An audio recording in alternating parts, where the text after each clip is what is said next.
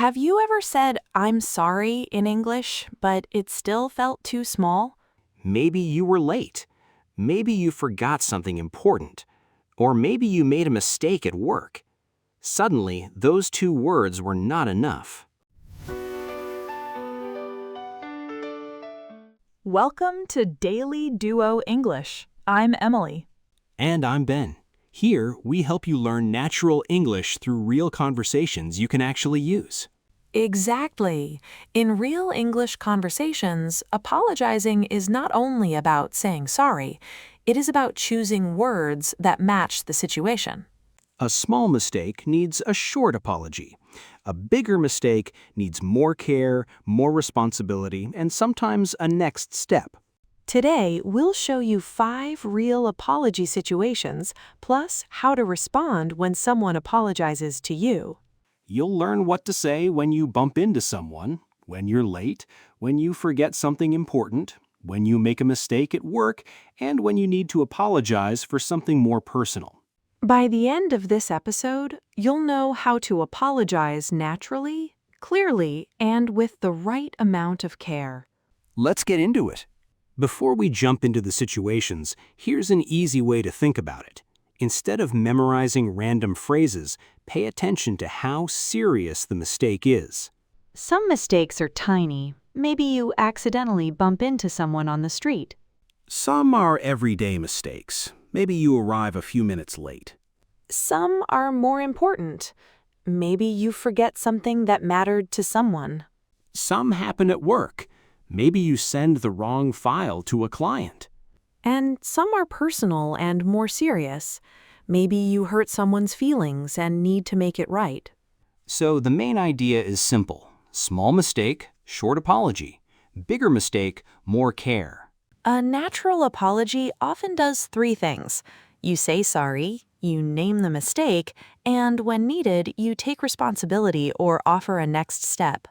Instead of only saying "I'm sorry," you can say this. "I'm really sorry I missed the meeting. That was my fault. I'll send you the notes today." That sounds clear and responsible. Let's start with the easiest situation. Ben is walking down the street, looking at his phone, and he accidentally bumps into someone. I'll be the person on the street. Very realistic. Maybe too realistic. Let's hear it. Oops, sorry about that. No worries, you're fine. Sorry, I didn't see you there. All good. This is a tiny mistake, so the apology is quick and light. Oops, sorry works because the mistake is accidental. Sorry about that also sounds natural.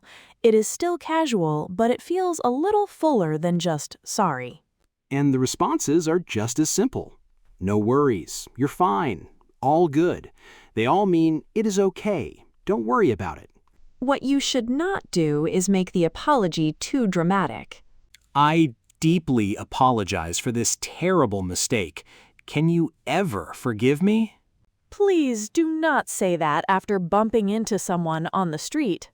Right, for a tiny mistake, keep it light. Oops, sorry about that, done. Now, let's say you are a few minutes late. Maybe you are meeting a friend, or maybe you are joining a work call.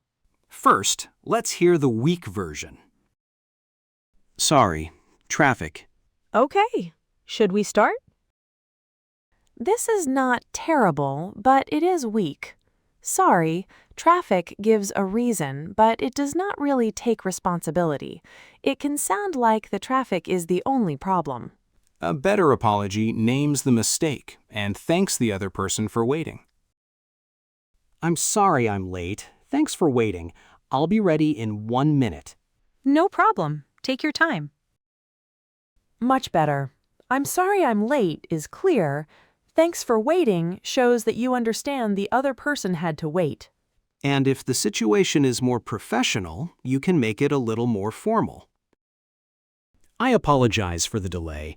Thank you for your patience. I'm ready to start now. No problem. Let's get started. I apologize for the delay sounds more formal than I'm sorry I'm late. You can use it in work meetings, appointments, client calls, or professional emails. With a friend, keep it simple. Sorry I'm late. Thanks for waiting. With work, you can say, I apologize for the delay. Thank you for your patience. Now the mistake is more important. Ben forgot something that mattered to me. He forgot my birthday. I already feel bad. Good. That means this apology needs more than a quick sorry. Hey, it was my birthday yesterday. Oh, no, Emily, I'm really sorry. I completely forgot. That was my fault. I mean, it's okay, but yeah, I noticed. I should have written it down. You're important to me, and I'm sorry I made you feel forgotten. Thanks for saying that. I appreciate it. Let's pause here. Ben did not just say sorry and move on. He said, I'm really sorry. I completely forgot. That was my fault. That feels stronger because he named the mistake and took responsibility. He also said, I should have written it down. That phrase shows he understands what he needed to do differently. Another useful phrase here is, I understand why you're upset. This does not mean you agree with every detail. It means you understand the person's feeling. One thing to avoid is saying, sorry, I was busy, too quickly. Maybe you were busy, but in that moment, it can sound like an excuse. A better version is, I'm really sorry I forgot. I should have been more careful. For this kind of apology, focus on honesty and responsibility. I'm really sorry. That was my fault. I should have been more careful. I understand why you're upset. Now let's talk about a professional mistake. I sent the wrong file to a client, and my manager noticed. I'll be the manager. Work mistakes can feel stressful, but a clear apology can actually rebuild trust. Ben, the client received the wrong version of the report. I apologize for the mistake. That was my mistake. I should have checked the file name before sending it. Can you fix it? Yes, I'll send the correct version right away, and I'll follow up with the client directly. I'm sorry for any confusion this caused. Okay, please take care of it as soon as possible. Absolutely. Thank you for letting me know. This works well as a professional apology. Ben apologizes clearly, takes responsibility, and gives the solution. That last part matters a lot at work because the other person wants to know what will happen next. And here is a small but useful difference. That was my mistake sounds natural and clear. Or in a more formal work situation, that was my error also works. Also, I'm sorry is not wrong at work. You can absolutely say, I'm sorry about that in many professional situations. But when the mistake is serious or client-related, I apologize can sound more careful and more professional. Another useful phrase is, let me fix that. You can say, I'm sorry about that. Let me fix that. What should you avoid here? My bad. It is casual and friendly, but for a client mistake or a serious work issue, it can sound too light. Better options are, I apologize for the mistake, or that was my mistake. I'll correct it right away, or let me fix that. Now the situation is more personal. Ben said something unkind during a stressful moment, and now he needs to apologize properly. This is where just saying sorry is usually not enough. The other person needs to feel that you understand how your words affected them. First, let's hear what not to say. Look, I'm sorry, okay? I said sorry. Okay. That does not feel like a real apology. When Ben says, I said sorry, he's focusing on the words, not on the person who was hurt. Now let's hear a better version. Emily, I owe you an apology. I said something unkind yesterday, and I've been thinking about it. Yeah, it hurt. I know. I'm really sorry for what I said. I know that was not okay. I should not have said that, and I understand why you're upset. I just did not expect it from you. I understand. I was stressed, but that is not an excuse. I want to make it right. Can we talk about it? Yeah, I appreciate you saying that. Let's talk. This apology works because Ben is specific. He does not only say, I'm sorry, he says, I'm really sorry for what I said. He also says, I know that was not okay. That shows responsibility without becoming too dramatic. A very natural phrase for this kind of situation is, sorry, that came out wrong. You can use it when your words sounded harsher than you meant. For example, I'm sorry, that came out wrong. I did not mean to say it that way. And I understand why you're upset is one of the most useful apology phrases in English. It tells the other person that you see their feelings. I was stressed, but that is not an excuse is also important. Sometimes you can explain the reason, but you should not use it to escape responsibility. For serious apologies, focus on being honest, calm, and responsible. Now let's talk about the other side. What do you say when someone apologizes to you?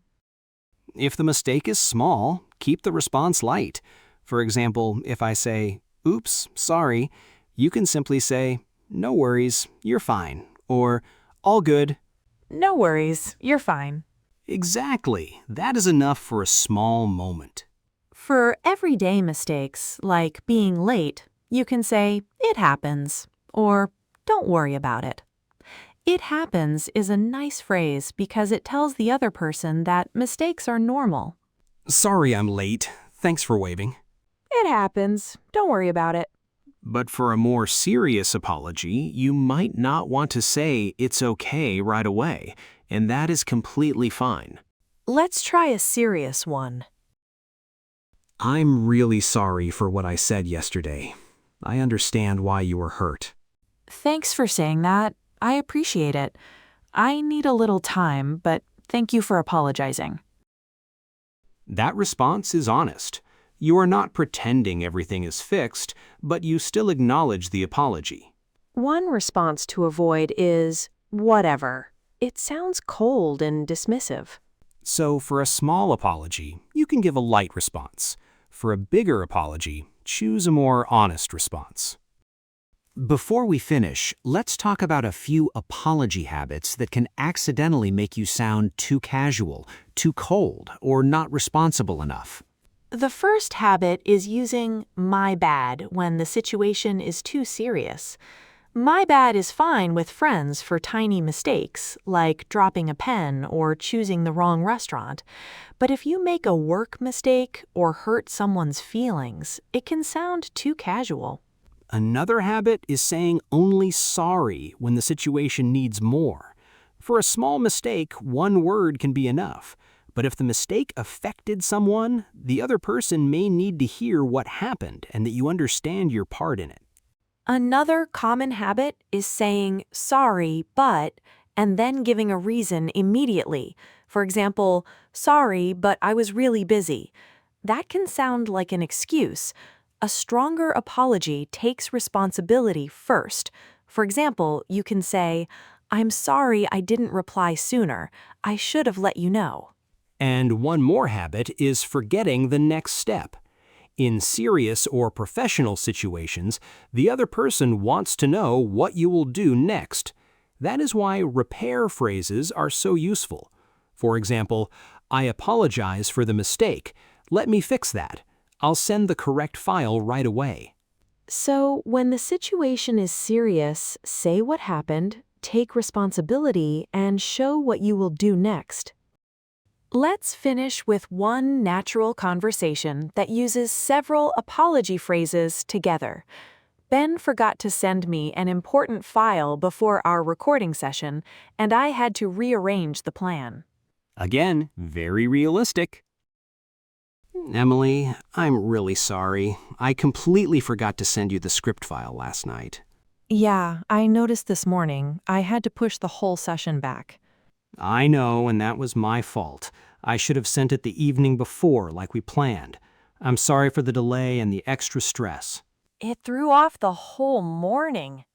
I understand. I've already sent the file now, and I'll set a reminder so it does not happen again.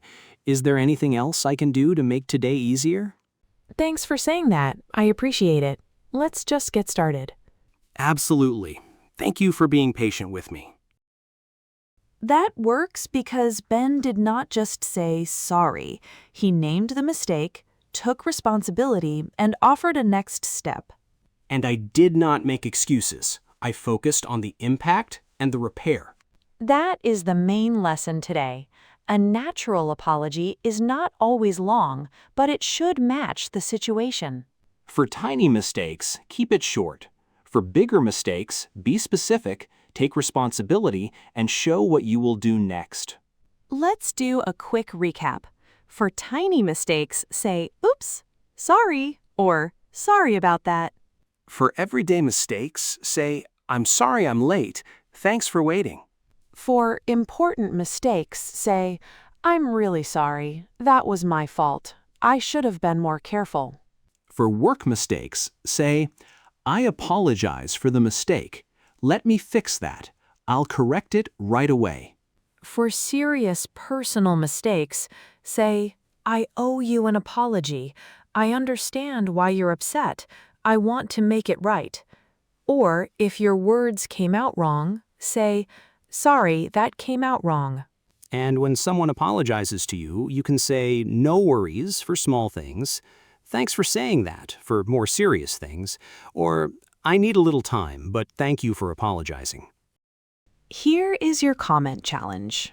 Write one apology phrase in the comments and tell us the situation. And tell us which apology feels hardest for you. If this episode helped you, please like the video and subscribe for more practical English conversations. We're your daily duo. And your English-speaking buddies. See you in the next one.